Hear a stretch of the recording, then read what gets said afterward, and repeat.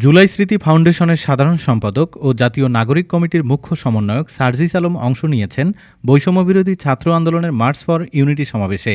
জুলাই অভ্যুত্থানে গণহত্যার বিচার ও দ্রব্যমূল্য নিয়ন্ত্রণে সরকারের প্রতি আহ্বান জানিয়েছেন তিনি।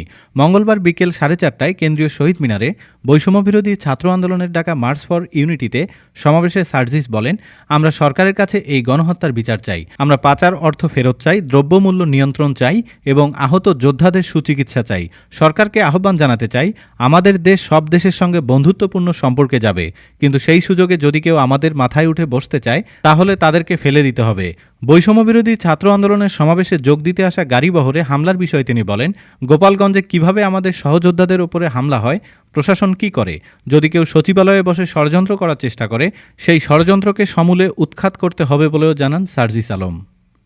ডেস্ক রিপোর্ট, আজ বার্তা, ঢাকা।